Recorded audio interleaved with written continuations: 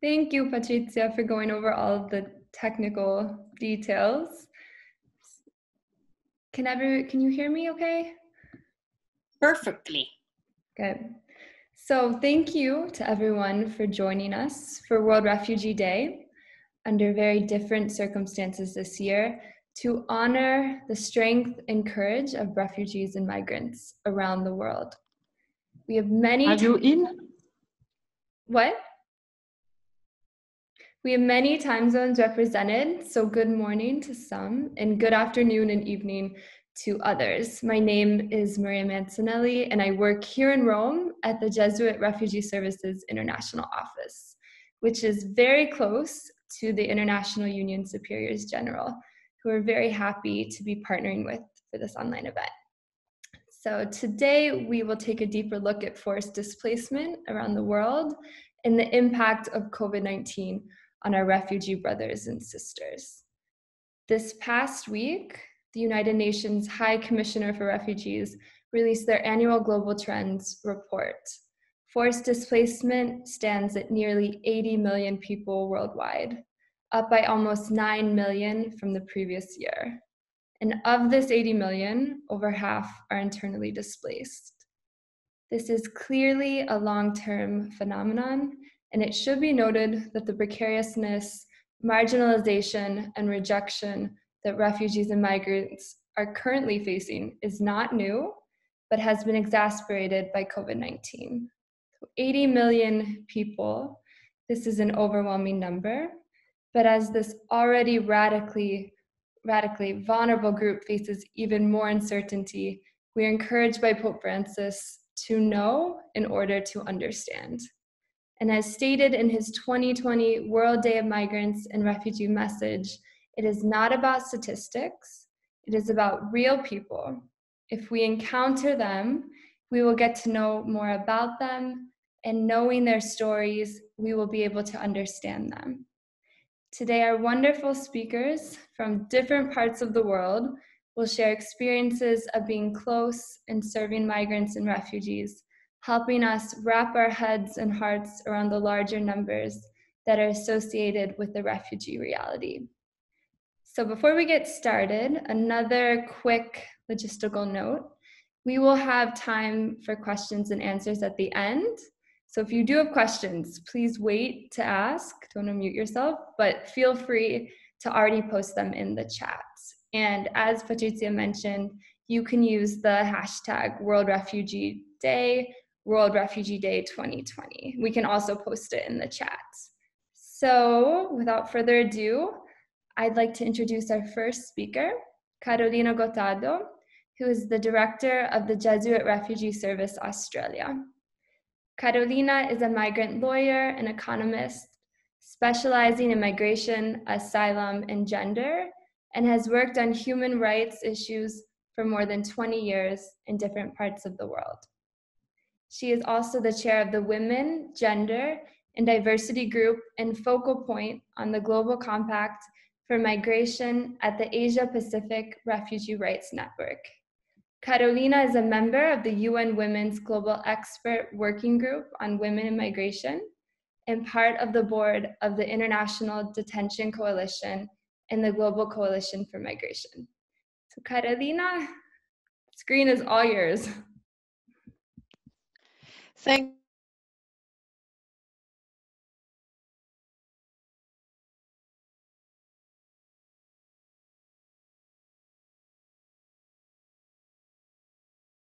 Carolina, you have to unmute your microphone. Can you hear me now? Perfect. Ah, okay, sorry. So I was saying good morning and buenos dias, bonjour, buongiorno, and good afternoon for some others in different parts of the world.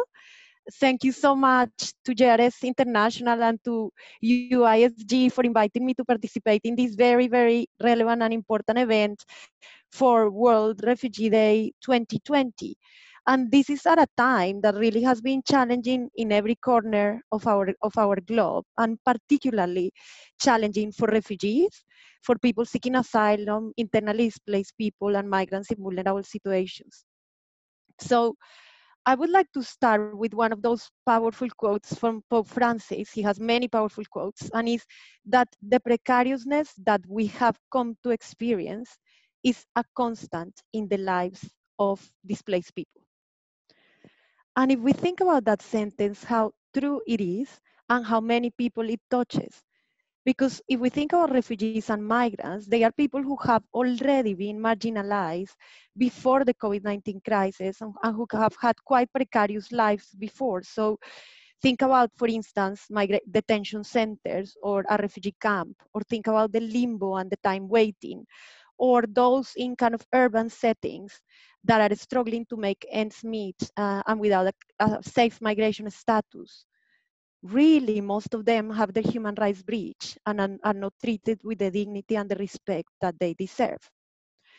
So the problems experienced by refugees, migrants, people seeking protection, internally displaced people really predate the COVID-19 pandemic. It's just that they have been intensified, they have been enhanced. And many of them are affected by the kind of health crisis itself, by the lockdowns, or by the government policies. So really what we have is that COVID-19 has become a crisis of protection. And this crisis of protection is disproportionately affecting this population of people on the move and refugees. We have to think that that uncertainty, that kind of difficulty to predict the future, that fear, that we all somehow have come to experience, all of us, through this time of COVID-19, was a constant in the lives of these people. And this is exactly what Pope Francis is trying to tell us. But this is only part of the equation. And I want to also highlight the other part of the equation, the positive part of the equation. And this is about the leadership, the resilience, the agency of refugees, of people seeking protection. Because in reality, they contribute so much to our societies, they have so much to offer, and they are so willing to integrate. And we cannot forget that leadership, that agency, and that resilience, because that's really at the heart of the people that we work with or that we serve at Jerez and many other organizations. I always like to keep that positive side always in mind. Let me start with the global situation. So COVID-19 really has hit hard on this population. And let's think how. And there are so many multiple and complex ways. So for instance, the situations of refugees and migrants in detention centers is really challenging. How would you socially distance in a detention center?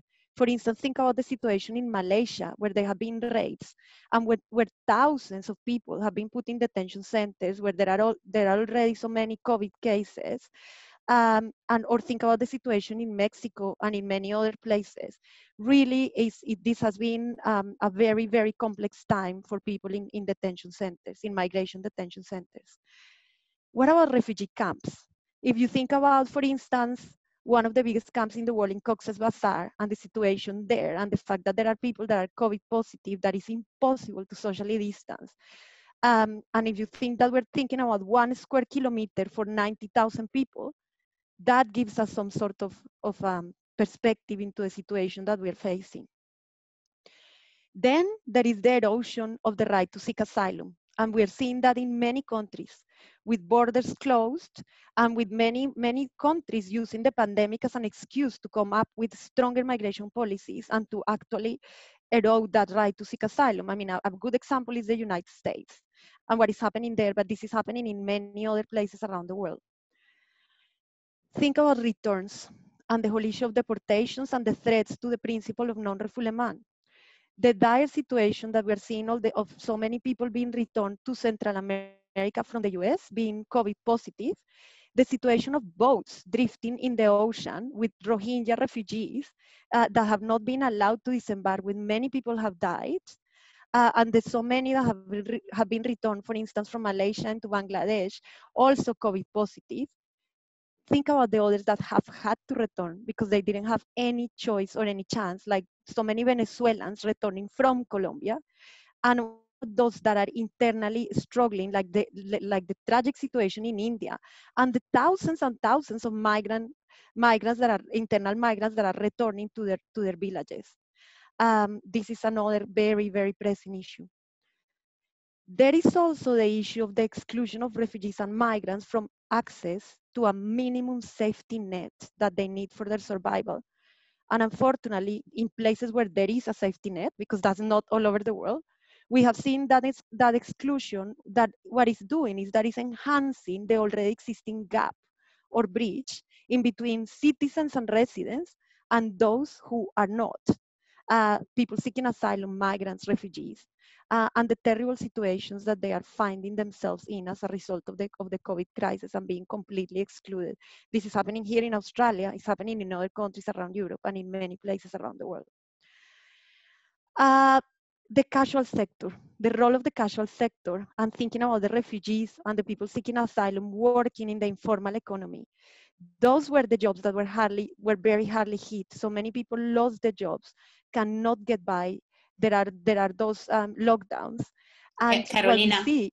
Carolina, Yes? can you just slow down a little bit for the interpreters? Of course. Sorry. Of course, sorry. I'll slow down. So I was speaking about the situation in the informal sector and the people who have lost their jobs as a result of COVID-19, the migrants and the refugees that have lost their jobs and that are struggling, because in reality, this was their only way of survival.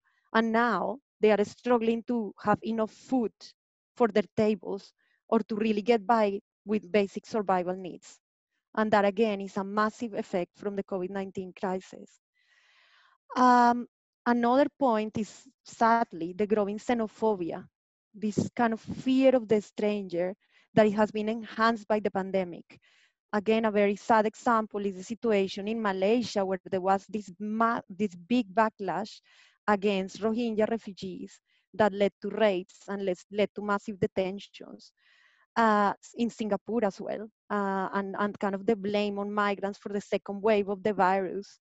And also, really in reality, a lot of racist abuse targeted towards Asians as if they were kind of spreading the virus. We have seen this in many, many parts of the world. I think it's also important to highlight the specific situation of women affected by the pandemic, because refugee women, migrant women, asylum seeking women are affected in different ways. So they are really disproportionate. They have a high proportion of the informal sector, and they are in many of those industries that were affected by the pandemic. But also they have caring responsibilities. That means that getting back into work is going to be harder for so many. And it's also the issue of sexual and gender-based violence. So we have seen so many refugees and migrants that are now living 24/7 with the perpetrator, with no way of accessing support or to get any help, and to kind of escape that situation, and very difficult for them to access services. And this is very worrying. For instance, here in Sydney, we already had a case of a migrant woman killed in a situation of domestic violence during the lockdowns. And this has happened again all over the world. This, as you can see, thinking about detention, return, xenophobia, erosion of the right to seek asylum, exclusion of refugees and migrants, these are massive effects of the COVID-19 crisis. But the situation also has had some sort of positive sides to it. And one is that refugees, migrants, and the community as a whole around the world are trying to respond to this pandemic in a very resilient way. And this covers Jerez, and it covers many religious congregations and many other non-religious organizations. There also seems to be this growing recognition of the vital or crucial roles that refugees and migrants play in our economies and society. So for instance, many are essential workers in sectors such as healthcare or care or part of the food supply chain or the cleaning industries. And so there have been some sort of recognition there, but they are engaged in work that has been normally underpaid and undervalued, and this hasn't changed through the pandemic. Another positive has been some regularization schemes that have happened in countries in Europe, for instance. So for instance, temporary regularization schemes in Portugal that have included many refugees and migrants, and also in Italy. These are transitory, but are positives within a crisis, and are important to highlight. In reality, there has been more precariousness and more exclusion than anything. And the pandemic continues getting hold of our world. The economies are heading for a looming crisis. We also have collapsing public support systems, a fall in remittances, food crisis, etc. And we need to make sure also we have the global climate crisis that we cannot forget, and that it all obviously interacts with the pandemic. So we need to make sure that this crisis in protection doesn't become the permanent. And our response is part of that to ensure a better post-COVID world. I wanted to tell you a little bit about our situation here in Australia. So you can see how we are responding and what is happening here. And I think that starting with stories is a powerful way to start. So I'm going to tell you the case of Niraj, that came to Australia as an asylum seeker in 2019 and sought protection. And you will be familiar that we had these massive bushfires that affected the whole of Australia in our summer last year, like the whole of the end of the year and beginning of this year. And Niraj was one of those volunteering in the bushfire response in one of the centers. He was cooking, he was serving meals to people that were here in Australia displaced by the fires. He managed to get a job in January at a restaurant, and in March, as a result of the COVID crisis, he lost this job, and he was told that the restaurant wouldn't be opening. At that point, he had $40 in savings, and his rent was $350. Negotiations with his landlord completely failed, and it meant that he was with absolutely nothing and not even money to secure food. So at Jerez, we have been helping with some emergency relief and with food, but unfortunately his mental health has been declining, and his situation is the same of many others. We also have Leila. She's an asylum seeker, survivor of domestic violence, 2 children, also lost her job. Also, and for her, we had helped her to get a job back in 2017, and it was so hard to get into that point. And now, after all this time, she has lost the job, and they have nothing to live on. And for us, we have seen so many people like them affected by COVID. So many people losing their jobs, and unfortunately, the Australian government completely excluding people seeking asylum and migrants in vulnerable situations from the COVID response. So a very, very generous support package for citizens and residents, excellent really, and a zero, absolute zero for people seeking protection and migrants. So the demand for an organization like Jerez for our services has increased by 224%, which is a staggering number. And we still have like 170 people in our intake box, and we have triple our emergency relief budget, and even like that, it's hard to respond. Food security is a major issue. So as I say, no, people don't have absolutely anything to eat. So we are currently delivering food to more than 750 people on a weekly basis, which is enormous. And this has been an enormous logistical operation because we are pre-packing the food with the help of volunteers at our center. And we have been doing it for 11 weeks, around 11 weeks, with the help of staff and volunteers as drivers, dispatchers, packers.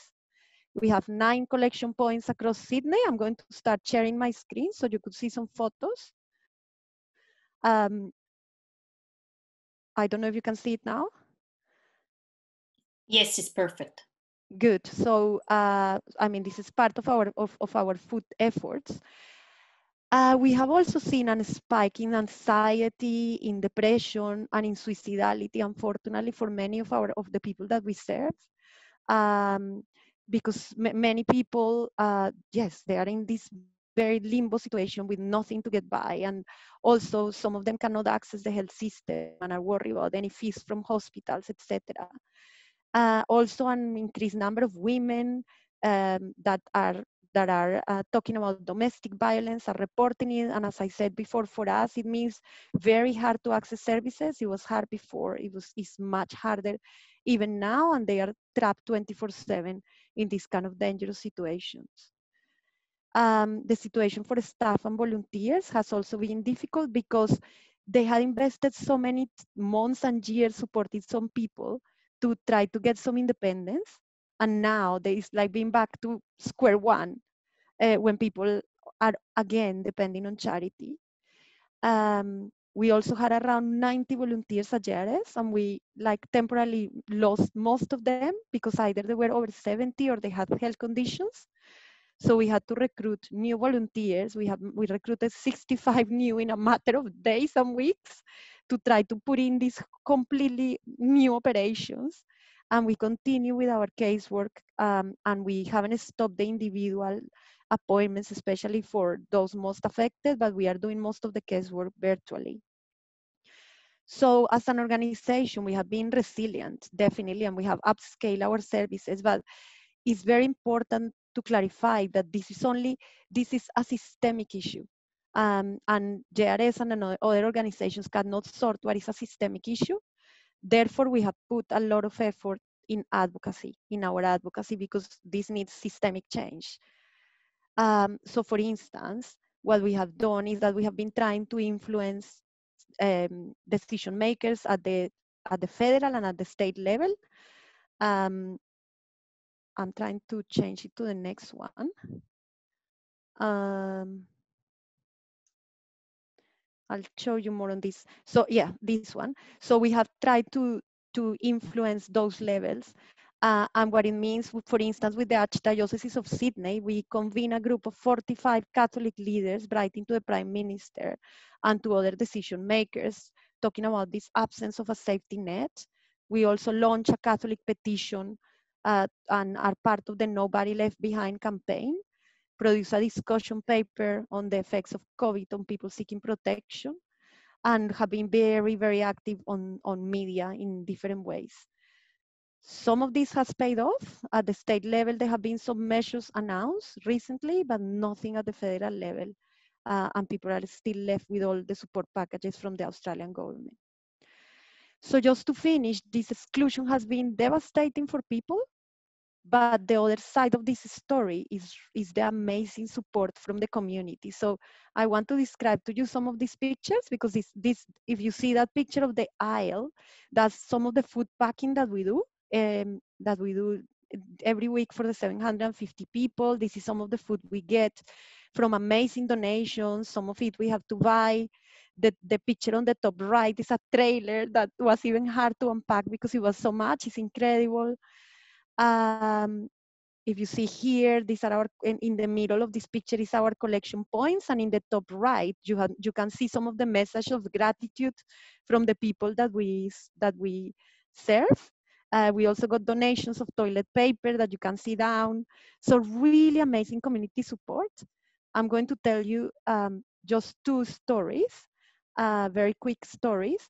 The first one is about the sisters from religious congregations. So some of them are helping us with the canteen rice, sugar, dividing the food, and are there so frequently. And some of the sisters congregations have decided to donate the pension contribution they had from the government to JRS without us asking. And that was really, really touching. And then if you see this picture on the far left, this little girl, that was a Muslim family that spent $7,000 in food, and they came to pack during Ramadan while they were fasting for all the other families that didn't have anything. And that was amazing interreligious collaboration and a very, very touching gesture. And there are so many stories like this, but we don't have time, but I just wanted to share those with you. Just to finish, I wanted to finish the way I started, and is to go back to Pope Francis. So I would like to draw attention to his message on World Refugee Day. that clearly reminds us that when we're talking about refugees and migrants, including the internally displaced, we're not talking about numbers or statistics lost somewhere. We're talking about people, people with stories. And we're talking about that human side, that human element, and that really, really is what matters. He has also asked us repeatedly to welcome, protect, promote, and integrate refugees and migrants. And that means that he also asks us to learn to share, ensuring that we all grow together and that we leave absolutely no one behind. And that is a very important message. He points out that through the COVID pandemic, that reminds us that we are all in this together. He says we're in the same boat and we need to listen to the plea of vulnerable people, to the displaced, and to our very ill planet, our planet Earth. And I think this is an invitation that we need to listen to if we really want to make a difference. So thank you very much, and it's a pleasure to have been here.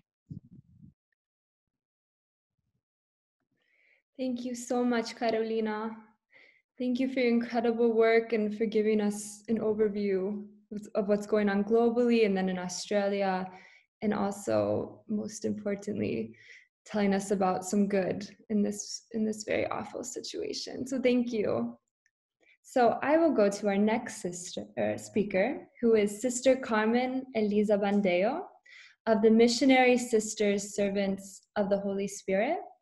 Sister Carmen is originally from Argentina and has as the coordinator of the Jesuit Refugee Services Education Project Magistories in Greece since November 2018. She has previously taught youth in Argentina and has counseled undocumented migrant workers and victims of human trafficking in Taiwan. In Rome, she served as mission secretary for her congregation and an active member of the USG Justice, Peace, and Integrity of Creation group. She is also a member of the UISG Intercongregational Project in Sicily and worked at Centro Astali's semi-autonomy project, volunteering at their Rupe Center with the families and children.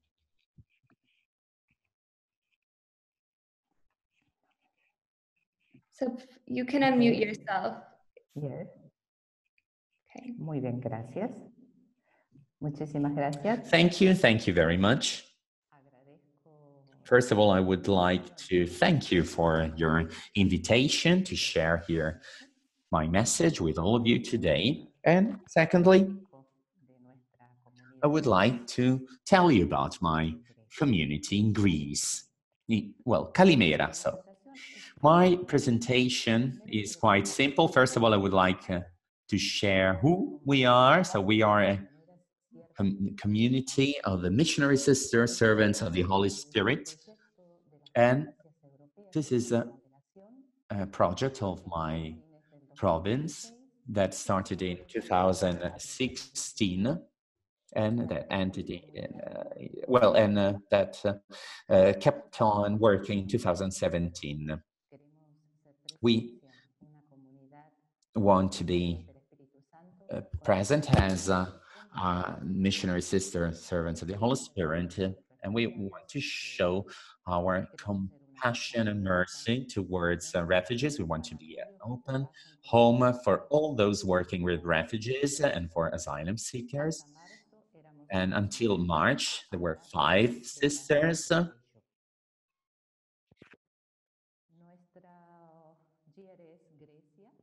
Our Jerez Greece originated in November 2015, and we tried to give a helping hand during the crisis. And the services we offered were performed by the permanent staff and by a group of volunteers. And some of the sisters are part of the volunteers. We are setting up a project for integration, providing support to teenagers, children, refugees, migrants on the Greek territory, and especially school kids. Tiene que abrir tu micro, perdón. Lo cerré yo por, perdón. Bueno, ¿desde dónde vuelvo?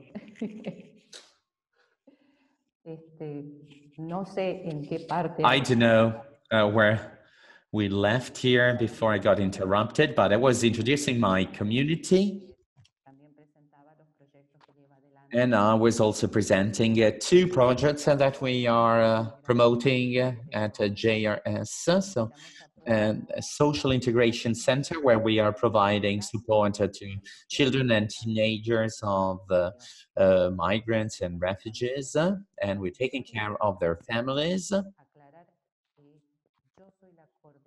I am the coordinator of this project, not of the JRS Greece, and our objective within this project is the promotion of the integration through an informal education program in Greek or in other languages, English, French, or how to create a CV, for example, both for young people and adults.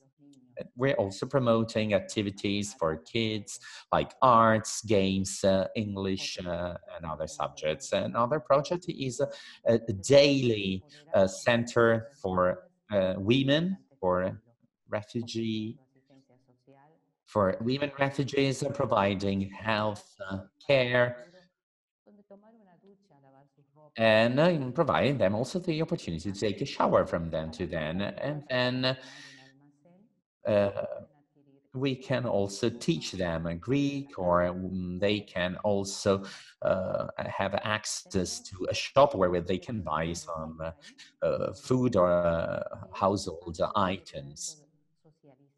And then we also have another project where migrant kids can play, can exchange their experiences. 2 days are devoted to male and to women. And then we always provide also advice about health, and we also resort to plants and to natural remedies. And sometimes these people, they feel connected with the practices they used to have in their regional countries. We're also working with other institutions like Caritas or other organizations like the Missionary Sisters Charity, or we provide aid to drug addicts or members of UNHCR or members of the civil society. So we are providing a contribution to people who are experiencing very difficult situations. So we created a personal community of volunteers where we integrated also migrants and refugees, and together we are carrying forward our work. What's the general situation in Greece? And due to the government's policy, they announced some refugee center where they're welcoming refugees and part of and different migrants, and they are also benefiting from EU funds and funds provided by the UNHCR, but many people had to leave their houses and they had to move to a refugee house on some Greek islands. Right now, there's no conditions for a smooth transition. Right now, the difficulty of the situation was exacerbated by the pandemic, and we are going back to the crisis that Greece had in 2015 and 2017. Tensions and violence we experienced due to the situation also with the Turkish government and the pushback situation on the borders, and the arrivals of new migrants to Greek islands are some of the problems that Greece is experiencing. I don't want to deepen the consequences that this crisis brought about, but it's a crisis that is affecting not only Greece, but the whole of the European Union. The sisters meet on a daily basis people who are suffering from these consequences. They have dreams, hopes, like everybody else. And during the forced quarantine brought about by COVID-19, many services were locked down and restrictions on displacement were imposed. Please. Carmen, perdona la molestia, tiene que mover el micro fuera de tu camiseta. Tienes que tenerlo así porque se... Carmen, you should move the microphone because we cannot hear you very well. Thank you very much. Now it's better. Also for the translators, by the way.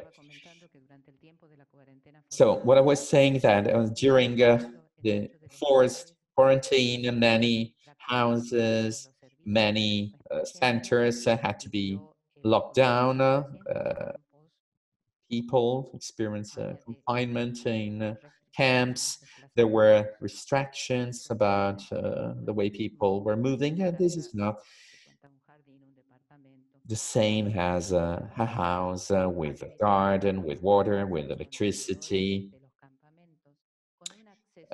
So camps only had limited access. They had no rubbish containers. They no internet connection. They no water. So many of our people were living on the streets.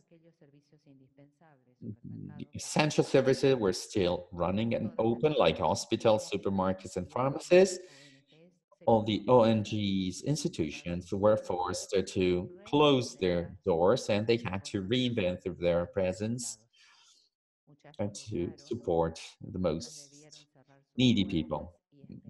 Some others had to close their doors, and they had to wait, and they had to provide telephone assistance. Many of the refugees and of the asylum seekers rely upon the use of the credit card so they could withdraw some cash, but some others weren't able to use this credit cards for different reasons. So, for example, because the government didn't deposit the money, they couldn't find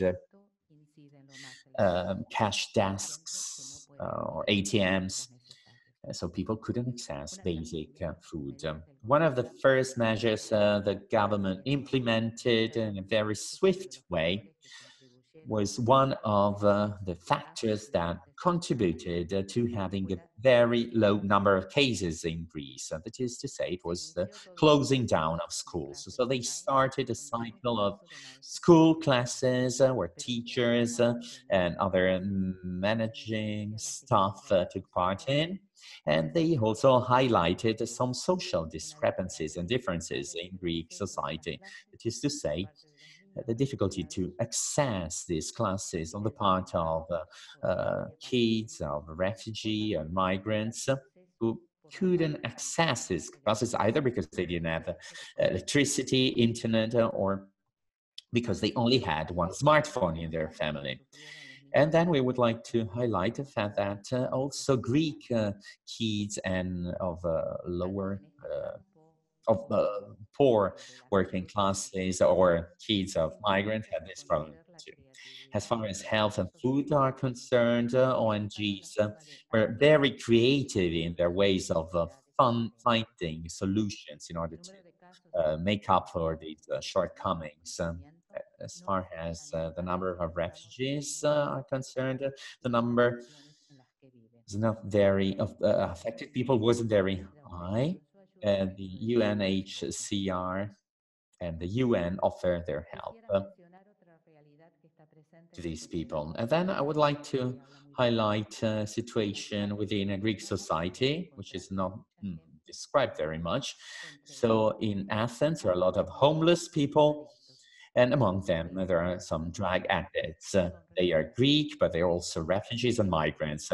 And they all share a sad experience, so that is to say, drug addiction and its consequences. There's an illegal drug market of very cheap and therefore dangerous drugs where young migrants and refugees fall prey to the victim of these drugs. And many of them are using these drugs, and many of them are migrants.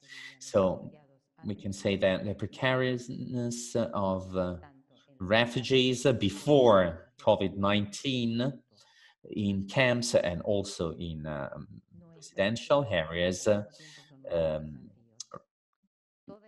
increased.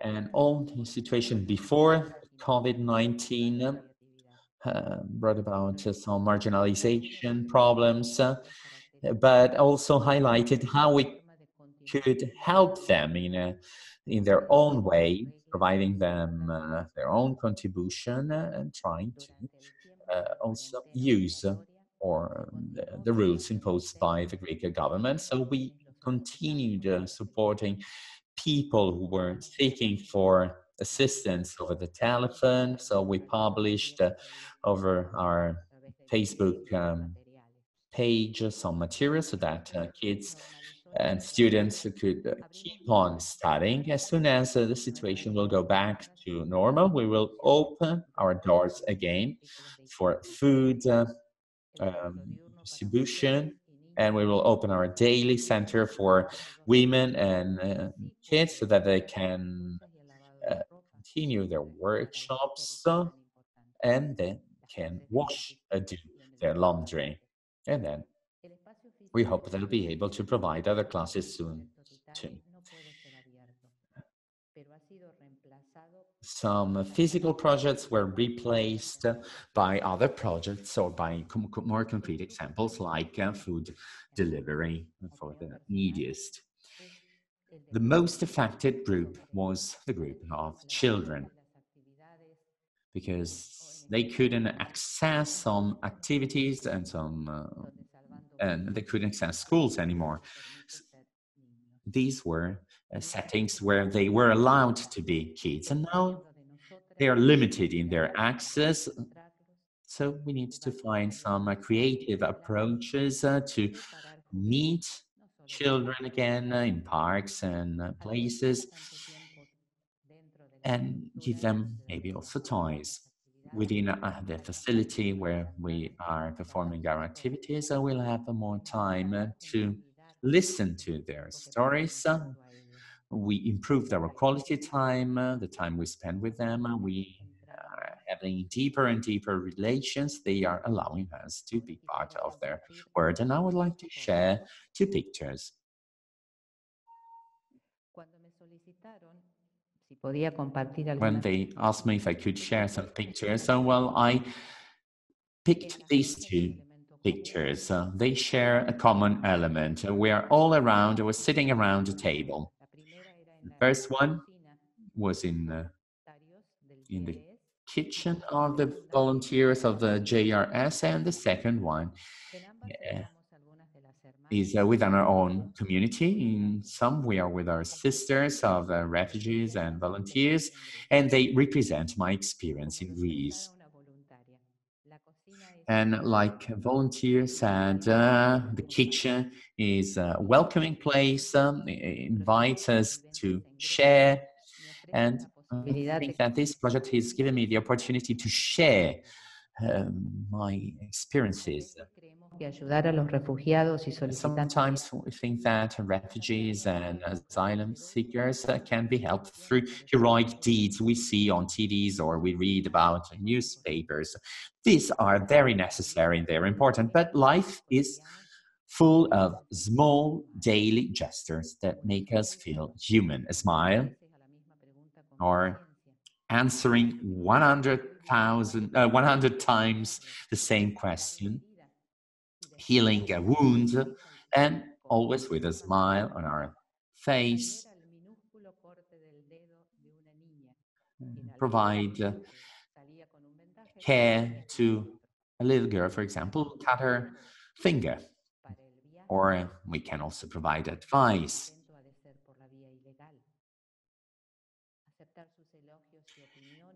We can listen to their opinions, to their feedback about their ideas, or we have to warn them about something they did wrong, or we have to fix some mistakes. So this proximity allows us to listen to them with all their hopes.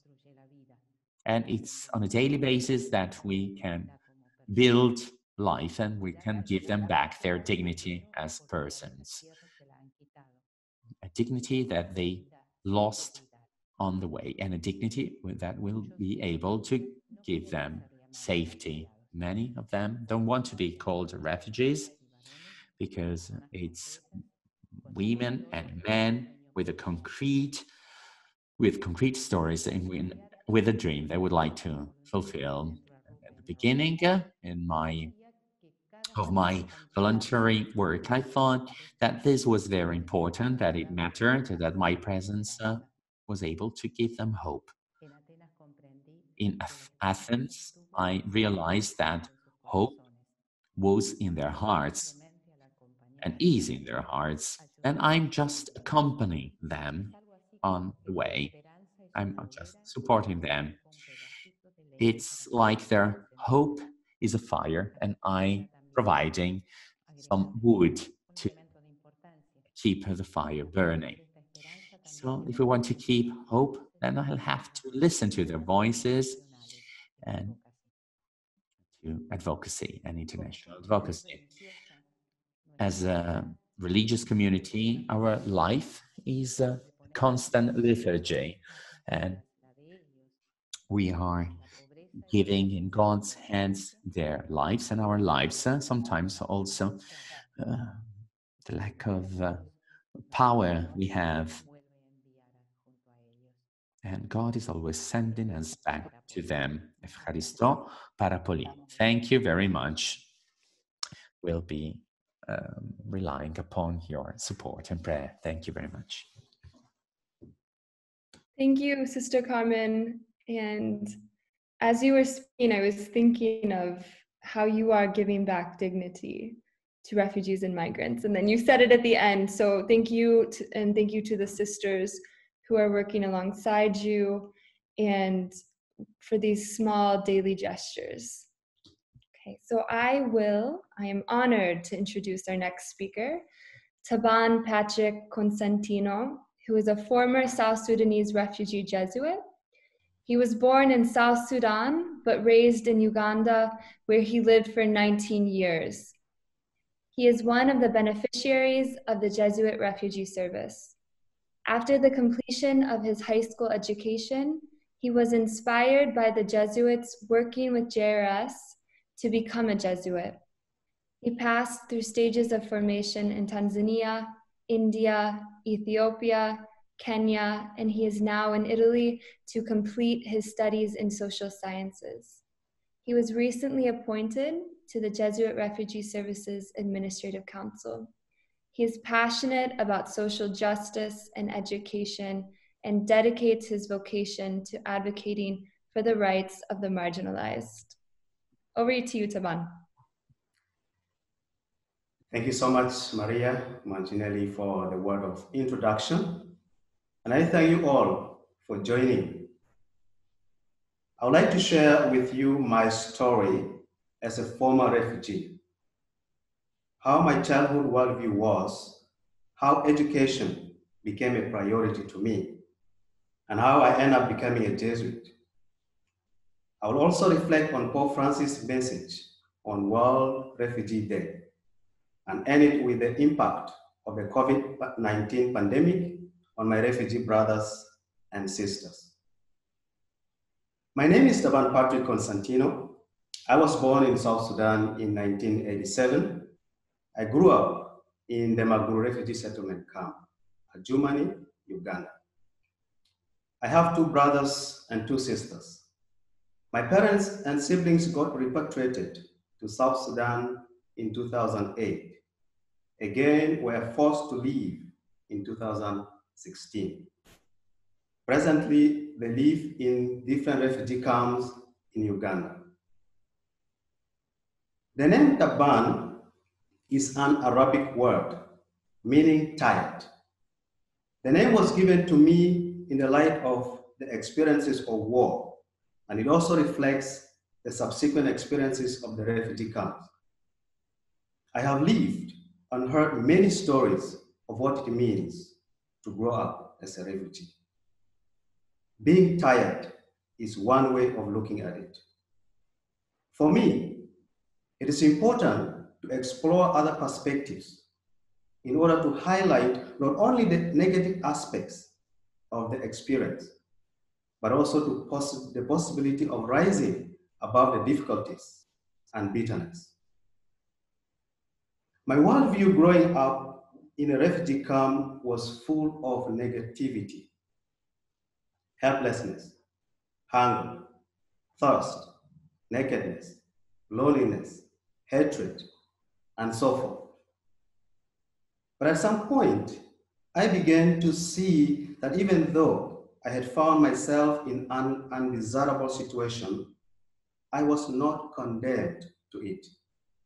With time, hope increased as I began to recognize the blessings and the opportunities that were present, even in that situation.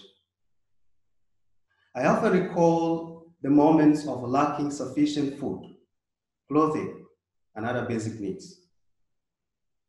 Now, when I see children growing up in similar situations, I cannot hold back wanting to listen to them and offering whatever I can to assist them. Having been there myself, I connect easily with their experience of lack and helplessness.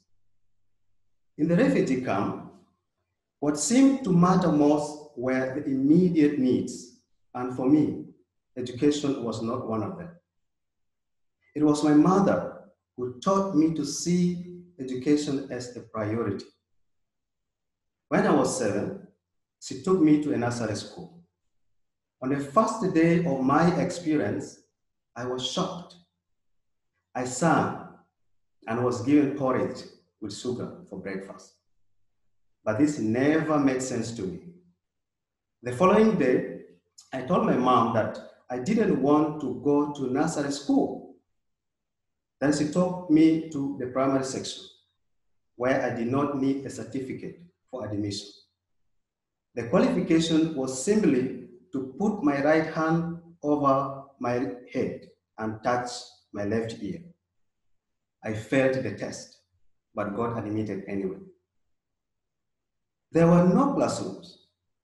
I attended classes under the shade of trees and wrote on the ground. It still never made sense to me. So I asked my mother to sit with me while attending classes, or else I would return home with her. The childhood drama continued until one day, my mother surprised me with a question that changed my life forever. She asked me, "My son, what do you want in life?" I replied, "Mom, I want you to buy me a dog, a radio cassette, and a motorcycle." She looked at me and smiled and said, "Son, I'll buy you a dog and a radio cassette." Partially happy, I asked her, "What about the motorcycle?" She replied, "You will buy the motorcycle." I was surprised and asked, "How can I buy the motorcycle when I am only a child?" Then she replied, "You will be able to buy it only if you go to school." Then the following day, she fulfilled her promise and bought me a dog and a radio cassette, and then taught me to fulfill my part by going to school. Later on, I became passionate about schooling. I worked so hard to perform well in school with the aim of buying a motorcycle. My mother saw and taught me the importance of education in breaking the cycle of poverty and realizing one's dreams. My Jesuit priestly vocation journey began when I got introduced to a Catholic faith in the camp. After my baptism, I took an active role as an altar boy and a member of the choir. This experience introduced me to the Jesuits that worked with the Jesuit refugee service and offered pastoral services to the refugees. Their ministry and example sparked my desire to become a priest. Later, I joined the seminary. When I completed my ordinary level, I was privileged to get support from the Jerez to complete my advanced level studies, during which I worked with them.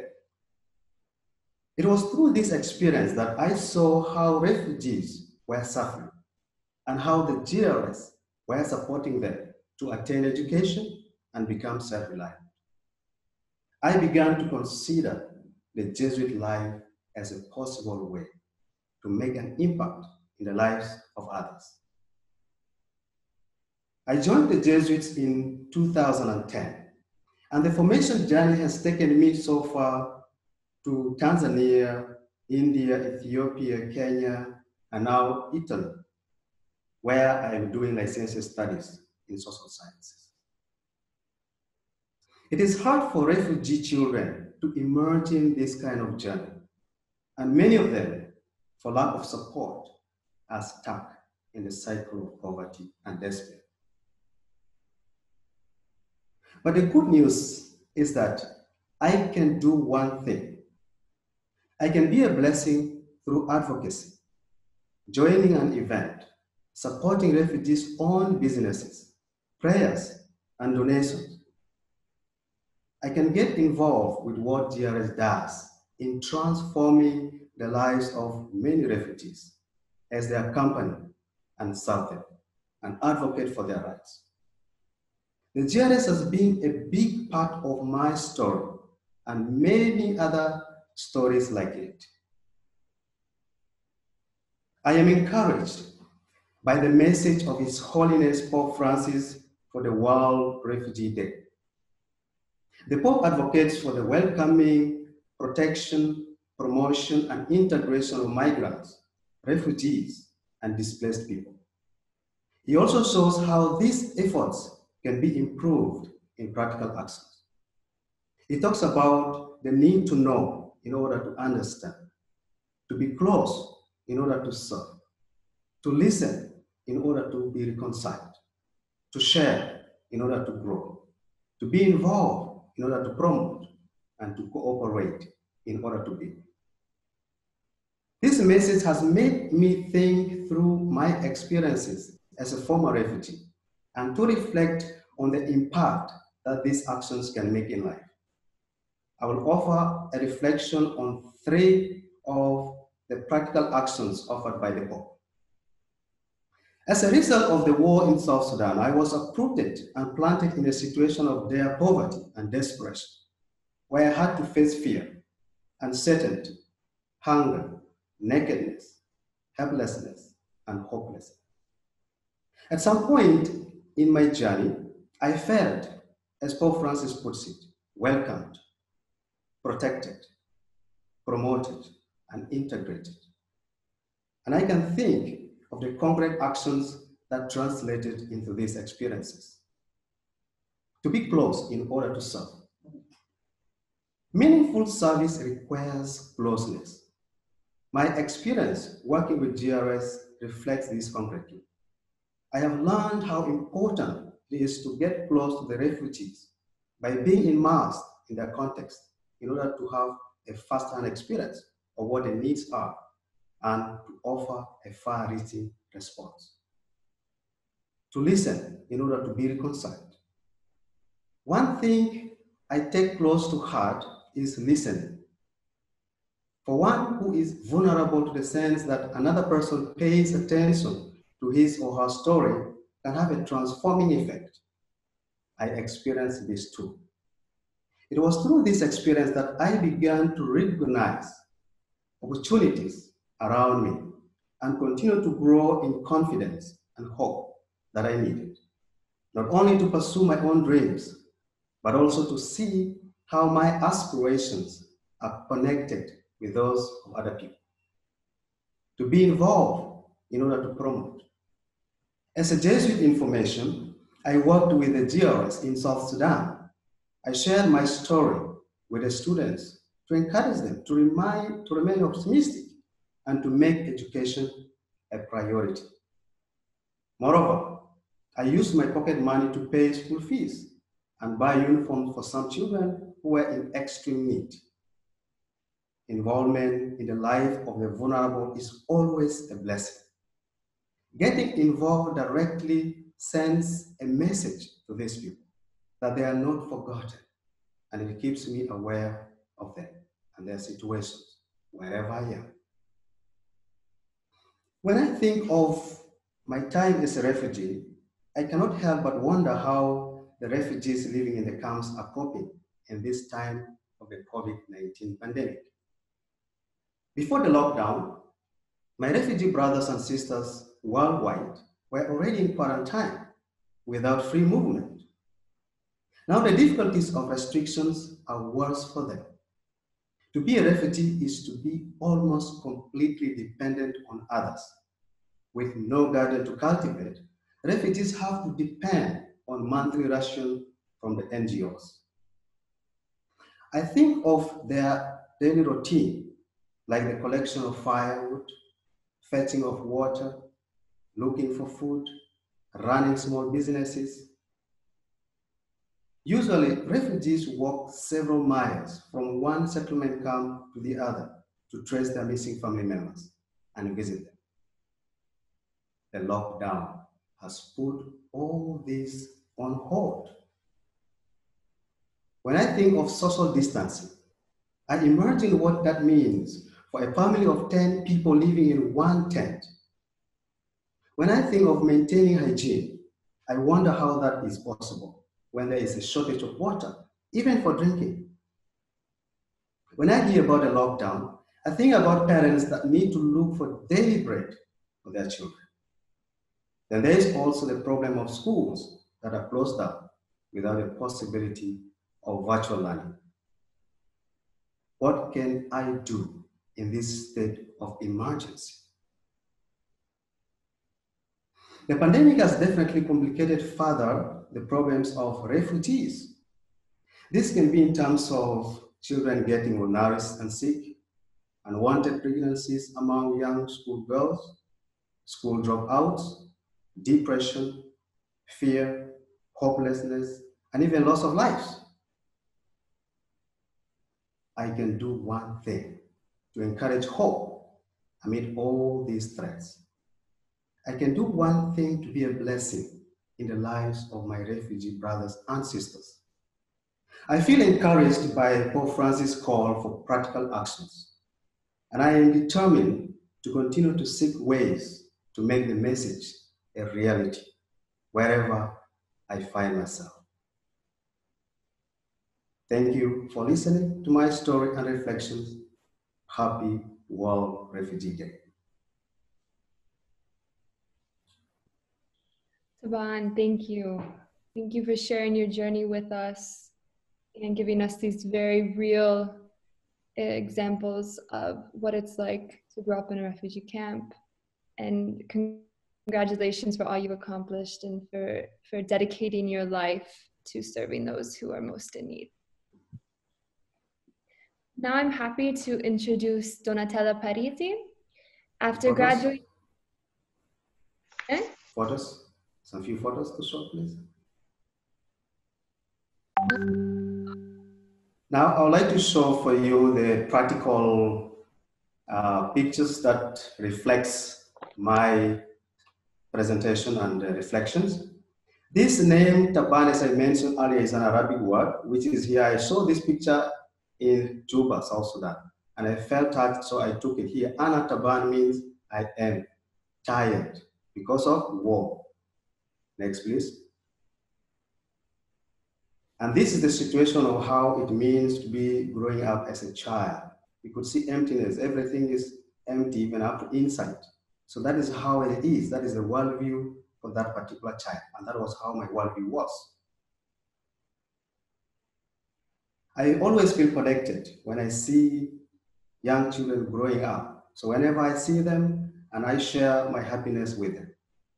Next. Going to school is a priority. So for any refugee child, if you are there to support, it is very important. I am going to school, and my mother taught me that. Next. This is how, when I was trying to move around in the camps and trying to see the situation of what it means to be in a refugee camp. Many one tent to live in. Next. Listening to the stories of the marginalized people, vulnerable, is very important. We have to pay attention to them. They need us more. Next. I shared the same story that I shared with you today with the children, the internally displaced people, because they don't really make sense of the education they're going through. So despite of all the situation, it is clear that they can succeed. And these are the joy that I feel when someone is in a situation of helplessness, but still you're able to support a little by buying uniform, paying school fees for some of them. These are very important things that I take in heart. Thank you so much.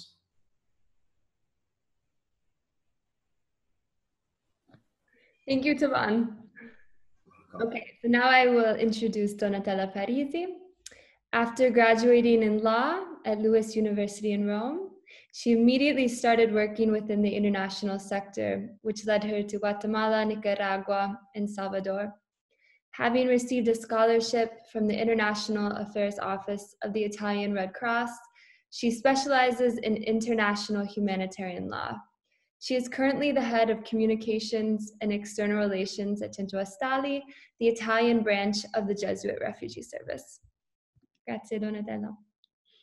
Grazie a voi, buongiorno a tutti. Un grazie sincero ai colleghi. Thank you very much.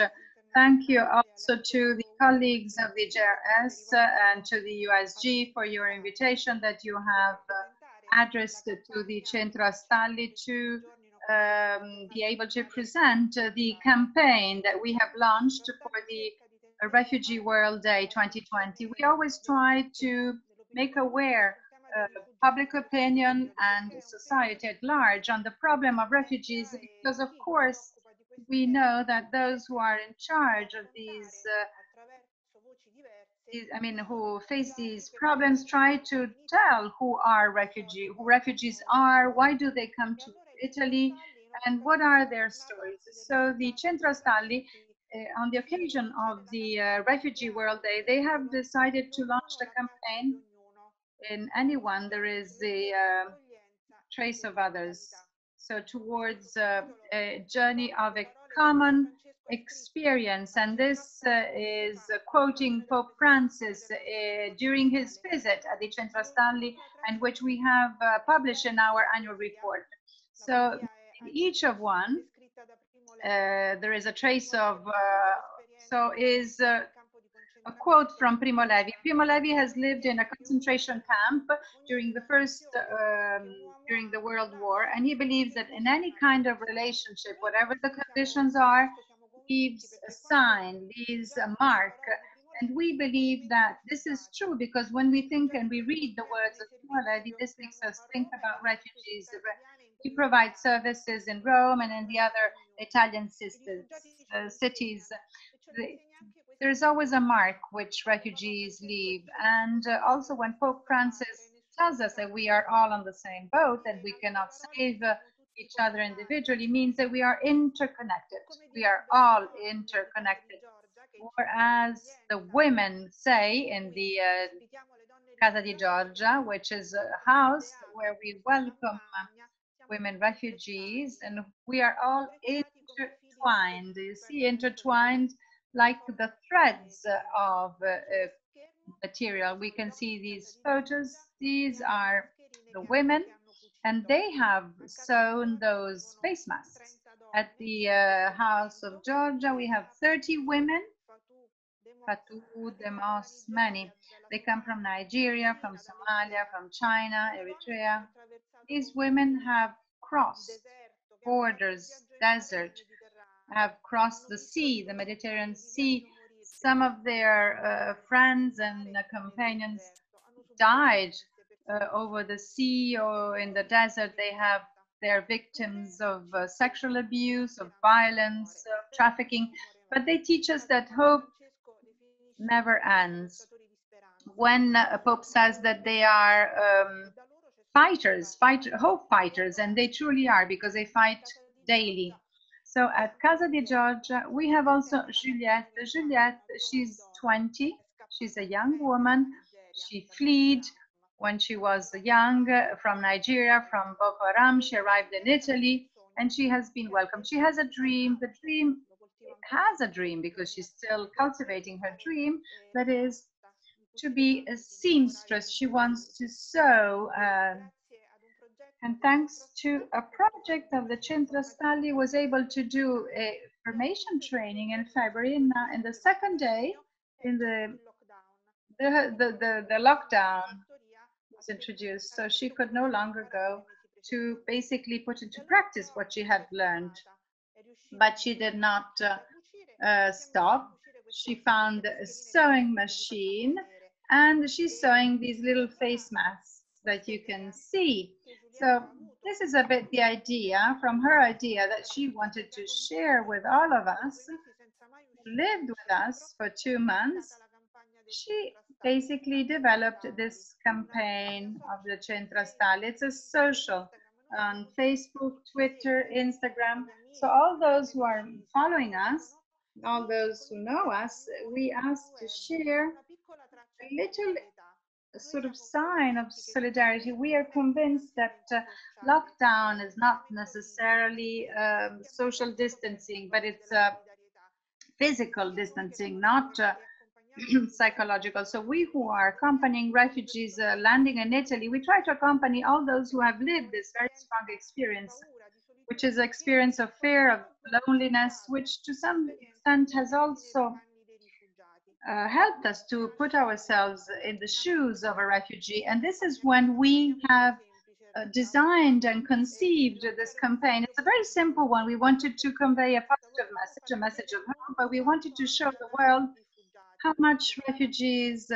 can contribute with. She's 20. She's suffering a lot. She has certainly went through traumas, but she tries to turn this into an opportunity. And this is what they tell us, well, the ones that we welcome. One day we will be able to say thank you. Thank you to who helps, who welcomes them, and who accompanies them. And this thank you is what they tell us in advance on their trust, because basically society is welcoming refugees is responsibility to guarantee rights, duties, and to include and to welcome, because those as us and the large GRS family has the opportunity to share and to live this kind of experience knows that there's a lot of beauty in life. And so today, celebrating this Refugee World Day for us is celebrating the beauty of encounter. The beauty and the marvel of encounter has to be shared with the largest possible number of people. And this is what we do. We tend to do. So every time we launch a public campaign, we try to give voice to refugees who are the actors of our campaigns and who have more to say. And we hope that this kind of communication, which has been done, representation of refugees in Italy and in Europe, is their voice, the voice of refugees. So I was speaking about Juliette. Juliette is the girl who has given us the idea of the campaign of the Refugees World Day. I would like to listen to what she tells us, but which, to my opinion, is of great importance, hoping that many can maybe listen. So I will listen. Kindly, we would watch now the video where she's going to greet us.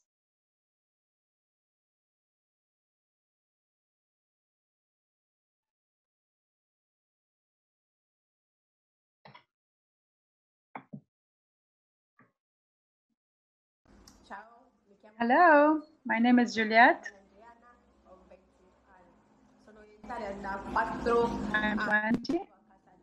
I've been in Italy for 4 years. Last year, I started to take a course to become a seamstress.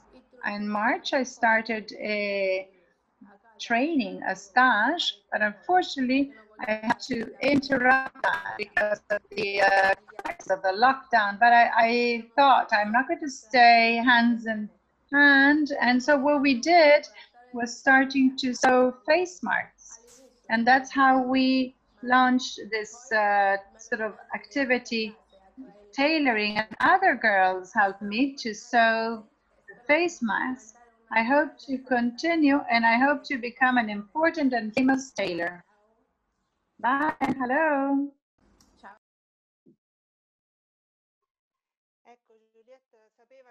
So Juliette knew about this morning, and she was very happy to share her message with you. So for us, this campaign has a meaning which goes beyond what we present on social networks that we're doing. These face masks are being produced by many refugees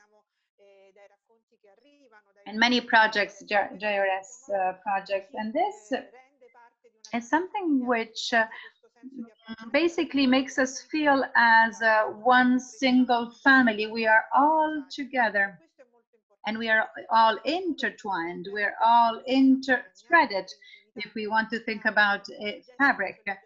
So besides talking, we can think about solidarity, little gestures, hashtag, and maybe just send a little message and give voice to those who are voiceless. So this is the hashtag, Tracce Solidali at Centrastalli. Everyone has something to say. They have a message to convey. They have things they can teach. They're strong. They're determined. They do not surrender. They are young. They have a future, and they want to climb mountains, and they have all means to do it. So we are called simply to accompany them along this journey and to listen. We would like to try. We should do that and free our mind from all forms of preconception, prejudgment. This is truly topical in Italy because Italian society is undergoing a wave of fear of against refugees, and we can win this campaign if we can truly create spaces where refugees are no longer the beneficiaries of a service, but they can have a place. And thank you very much, and happy World Refugee World Day. Thank you, Donatella. This is a beautiful campaign, and that video really shows the good work that you are doing and the beauty of encounter. So thank you. Our final speaker is Father Thomas Smollett, who has been the International Director of the Jesuit Refugee Service since October 2015. A native of Sacramento, California, he was ordained a Jesuit priest in 1986. His ministry has focused on community development, and in 1999, he was named Provincial of the California Province Jesuits for a 6-year term. From 2006 until 2014, he served as the president of the Jesuit Conference of the United States, coordinating the national and international projects of the USA Jesuit provinces. He also worked with Jerez in Masisi, Democratic Republic of Congo during 2015. Father Tom, screen is yours. Thank you, Maria, and thank you for this opportunity to be with all of you today. Thank you for being part of our celebration of World Refugee Day. Especially want to thank our speakers. Carolina, thank you for reminding us that this is an issue of protection, that the vulnerable among us need safety and need to be protected so that they can move forward. Sister Carmen, thank you for telling us the story of Jerez, Greece, and for especially reminding us. I was really struck by your comment about so many people on the streets suffering from drug addiction and poverty. Refugees are people. I spoke to one refugee years ago who was in Belgium at that point, and she said, "I'm tired of being called a refugee. I'm a human being." Taban, thank you for your testimony. Thank you for reminding us that the lives of forcibly displaced people have a direction. People have hope, can move forward. And Donatella, thank you for reminding us of the campaign that Centro Stale is doing now, but the several campaigns that Centro has done to make sure that the sense of the bellezza dell'incontro can always be part of the conversation here in Italy and in our world. As I reflect a bit on World Refugee Day, and as I reflect on what is going on in these moments, I think it's important for us to realize that this is ultimately a spiritual moment, that God is very much with us in this challenging time. And I'd like to share with you what I think is a distraction and a temptation,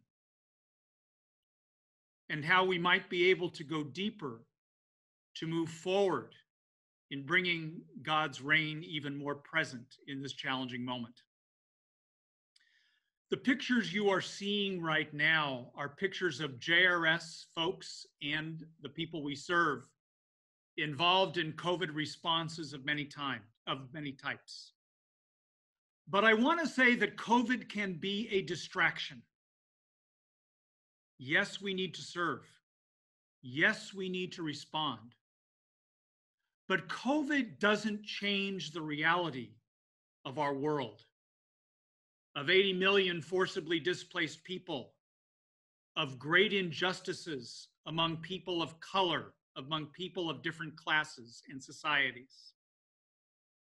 COVID, in a sense, has ripped off the bandage, that Band-Aid, which might have covered it up. We need to respond to COVID, but always keep in mind the value, the grace, the hope that our forcibly displaced sisters and brothers bring and offer and hope for in their own lives. COVID is important, but the deeper realities are still there. That was the distraction. Let me just add a temptation. You probably heard, as was said at the beginning, that the latest statistics of forcibly displaced people were released this week by UNHCR. 79.5 million people, of whom almost 60% are internally displaced in their own countries. There is a great temptation, I think, to be overwhelmed by that number, to throw up our hands and say, what can we do? Yes, it's almost 80 million people.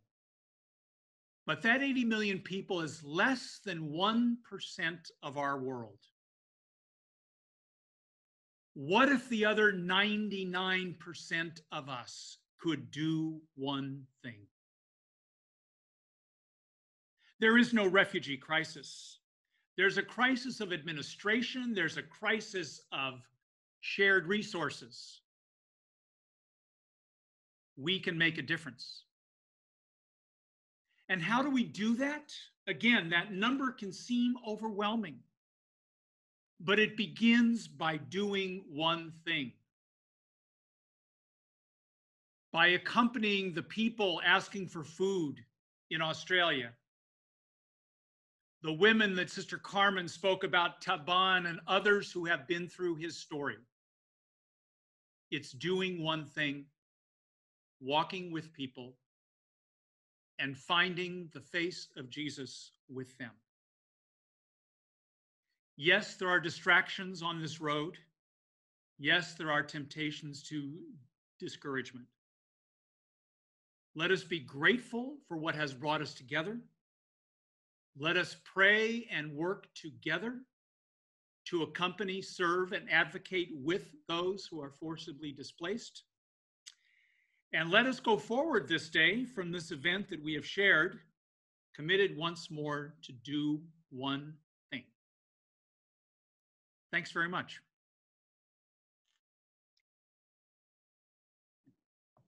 Thank you, Father Tom.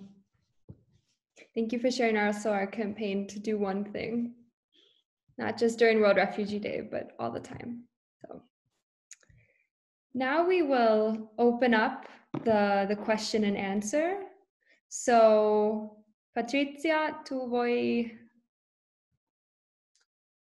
I mean, thank you, Maria. I think we might ask so many things. You know, it was really moving to listen to different experiences. I saw a couple of, there are a lot of comments, and I would like to invite the speakers to read the comments because they are mainly for them.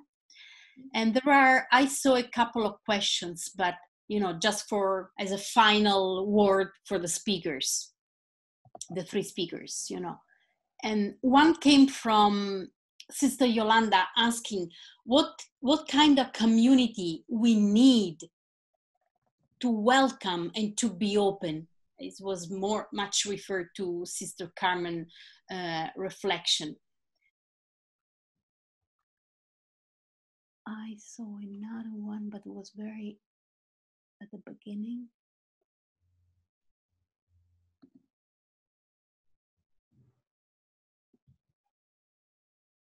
Yeah, I think it's okay because there was one at the very beginning, and we have just a few minutes, Maria, so we can leave just a final word, 1 minute to our first three speakers, and then we leave the word to Sister Pat for the conclusion, let's say.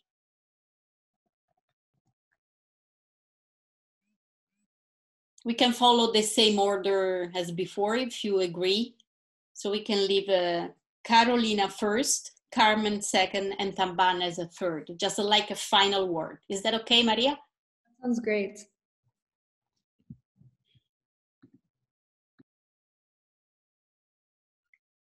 Carolina, could you please open? Okay. Yeah, that's a very good question. When thinking about what kind of community we need and what kind of welcome we need, I believe that we need a community that sees others, and especially refugees and forcibly displaced people, as their brothers and sisters, not as strangers, but that treats them with that sort of dignity that you will treat someone that is very close to you, like your brother or your sister, and not like someone that is a stranger to you. I think we need to get over those barriers that think about us and them, and it needs to be all in this together. And this is exactly what Pope Francis is saying to us, that's how he's saying that we are all in the same boat, and that somehow COVID-19 and that kind of uncertainty and that kind of not inability to control the future and all of this fear that we have all somehow experienced can teach us how others feel, and we can learn from this experience to be that sort of welcoming community towards others the way we wanted it to be with ourselves. So I would see it like that, and I will go back to the birds that Pope Francis has told us so many times, to the welcome, protect, promote, and integrate, because I think those birds contain themselves the kind of practical actions that Taban was speaking about that will make us all a welcoming community. And doesn't stop with welcome, it needs to go beyond into protecting the rights of people, promoting them as the human beings that they are. And integration is a deep word. Integration means that we all become the same, and we all have access to the same sort of rights and to the same sort of community, and there is not that difference. So it goes much farther than only welcoming, I think. And those four verbs are a big help for us coming from Pope Francis.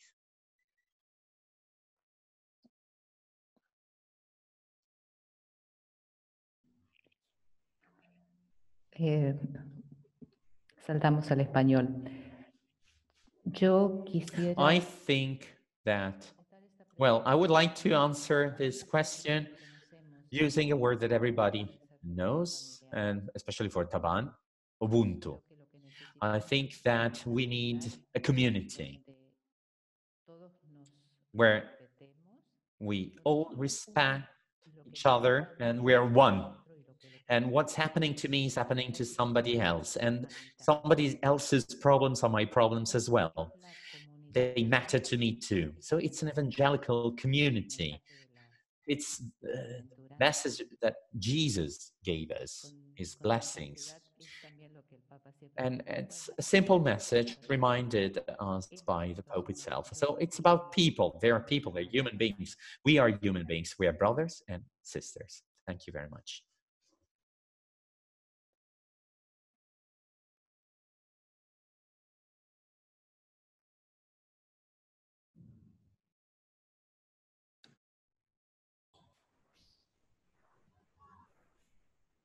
Yeah, in my part, I'm so glad to be part of this program and having shared what it means to be human beings. What I could say is that what kind of community do we need? You know, there are quite a number of communities, but if we take in heart human dignity, that is what matters. And once we know that we share the same dignity of human persons, and then there will be a call to realize that actually we can cooperate in order to elevate and to bring people together from different kind of experiences that they go through. And that is very important because sometimes we live in different contexts, and this context, one context cannot know the other context. But the moment that we're able to get united and to cooperate and looking at the perspective of every context and cooperating in contributing and doing something great in order to keep respecting human dignity, that is something very, very important to me. Thank you so much. Maria, just a note from the chat. Some people are asking if we can share the testimonies of our speakers. So if they allow us to do it, we will do it on the both website, usg.org and GSR. Yes, so I've already reached, yes. Let's see with the speakers if we can share, and then sounds good.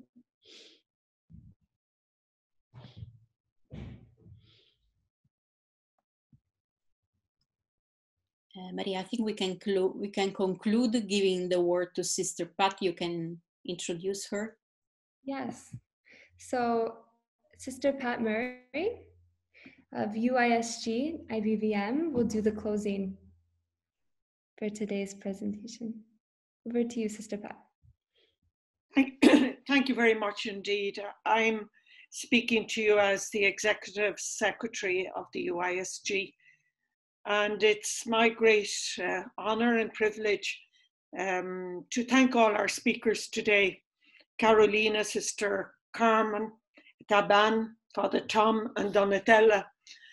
But particularly, I think, to say how important I think this initiative between UISG and JRS is. As we know, there are many religious sisters working as part of JRS, but there are many other congregations who are supporting the work of JRS. And I think this is part of the ways in which we form community, by actually reaching across our organizations, as individuals and also as groups, to create the sense of walking alongside one another as the human community. We need each other, as we've heard. And in the context of World Refugee Day and our presentations this morning, our hearts have been touched. Our minds have been touched in the sense we've been given such powerful analysis, but we've been given such personal testimonies. And I have here in front of me some of the words that really struck me as we listened this morning.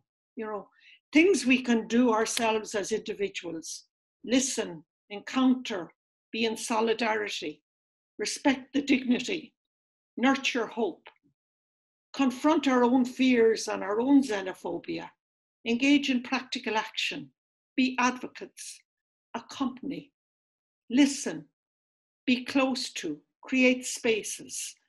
And I think I will leave us with Father Tom's call at the end to begin by doing one thing. And I think we could go from today's webinar by doing the one thing of sharing this presentation with at least one other person.